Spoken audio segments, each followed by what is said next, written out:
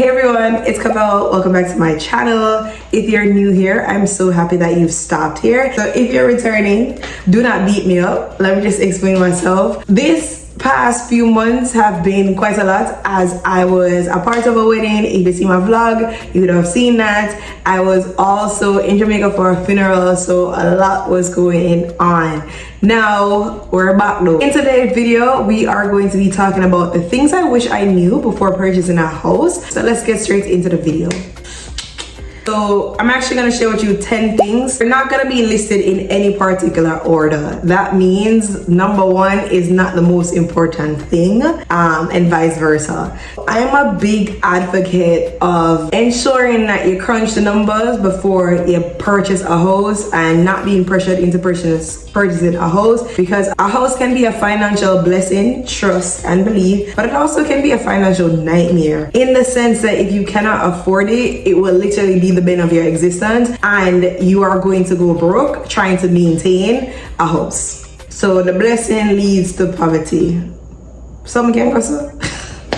If you're not purchasing the house cash because you don't have it like that, like myself, think about the type of mortgage that you're getting from the bank. So as many of you know, there are two types of mortgages, right? So you have the fixed and you have the adjustable. Banks, unfortunately, they no longer want to do fixed mortgage, but you still have banks out there that does it. So the difference between a fixed and adjustable has to do with the interest rate structure of that mortgage. So when we're thinking about a fixed mortgage, the interest rate stays the same over the duration of your mortgage. When we consider an adjustable mortgage loan, that one changes based on the market. So that means it's fluctuating. It can either increase or decrease. And as you've seen with the current market, a bit increase the increase. And I'm not a financial advisor, but in my humble opinion, do not let them fool you. Do not take an adjustable mortgage. If you can, please take a fixed mortgage. All right. You see, if you're going to go with an adjustable mortgage loan, just be prepared to adjust your pocket as well. It's one of those things where the more you're paying for the mortgage is the more you feel like you owe the people. Like, what can go so?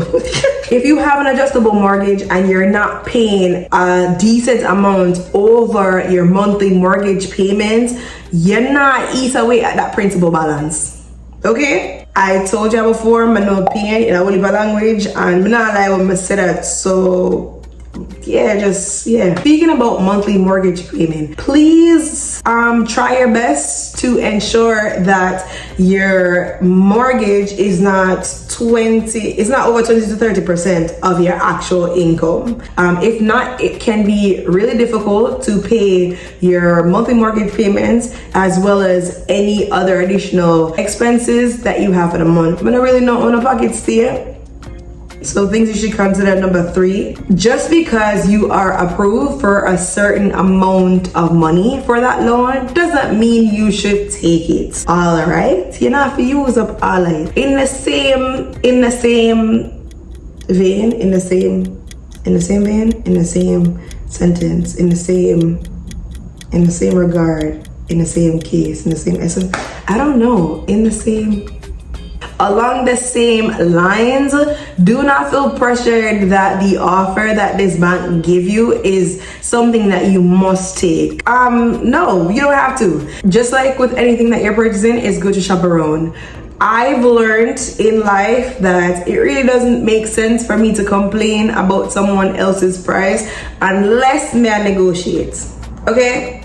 Let me just make that clear. Let's negotiate. Oftentimes, if I'm unsatisfied with the price that is quoted here or this thing is selling for here, I'm gonna just go down the road or go somewhere else. So tip number 4, do not purchase a house over the approved loan agreements. Financial hardships can arise.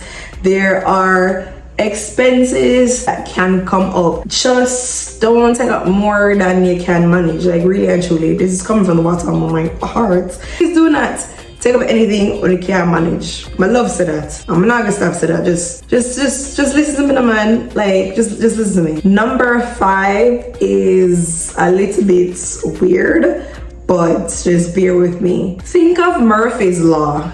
Anything that can go wrong when purchasing a house could potentially go wrong, which brings me back to number 4, which is why you're not supposed to purchase no house over the loan agreement. And then tip number 6 of things you should consider when you are about to purchase a house is make sure you have your little emergency fund, right?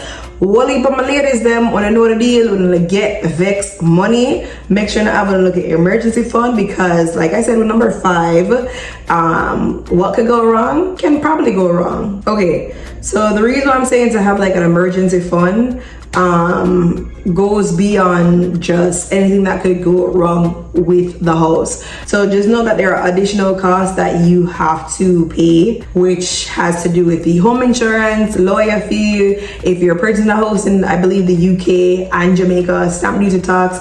US has their own set of taxes that you have to pay for. If you're just going to have your down payment and you do not have any excess money, you are sadly mistaken, and you really need to go back to the drawing board and make sure you say other people the money for pay for the lawyer fee and all those other things that come with purchasing a house. I don't know what number I'm on right now, to be honest. I think it's number 8, I think number 7, I don't really know.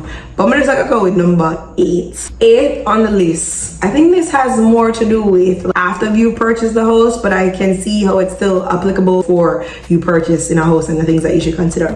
Just know that you really need to read the fine prints when signing your loan agreement. A lot of banks, I really don't know if it's all the banks, but there is a penalty for some banks. Again, it could be all banks, I don't know. If you know, please drop it in the comment section. Some banks have a penalty if you pay off your house before the term agreement. Do I need to tell you why that is? I don't think so. Okay, another tip, and again, I don't remember what number it is, but I'm gonna say it's number 9. So tip number 9, do not purchase the house if it is more than what is reported on the survey report. And if I find out how much the house is valued, please do not purchase that house from the realtor. Do not let them boost you and tell you how much other people want the house. Do not purchase that house more than what it is valued as a property. Number 10 is, before purchasing that house, make sure to do an inspection, proper inspection. So bring the electrician, so forth. If you notice that the person you're trying to purchase that home from has a clause in the sales agreement saying that you can't inspect the house, or the seller move real fast for you to purchase a house without getting time to inspect it, or has some weird thing where you have to inspect the house within a certain amount of days, please don't notice a big red flag, okay? That is a trap. Something is not right, and therefore you need to run fast, okay? Last thing I would say is, like, know the purpose for which you're purchasing a house for. I say this already, that your first house does not necessarily be a dream house, as well as if you know in your heart you're purchasing the house because, oh, my nails missing. Many of us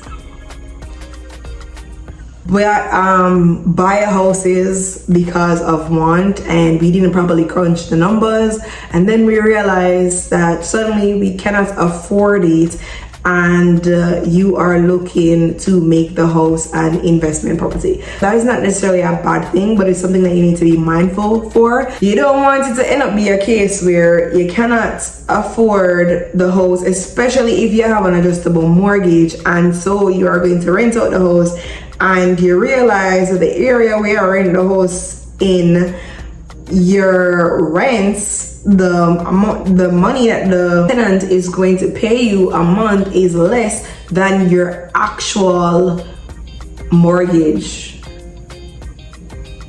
You're in a trouble. Yeah.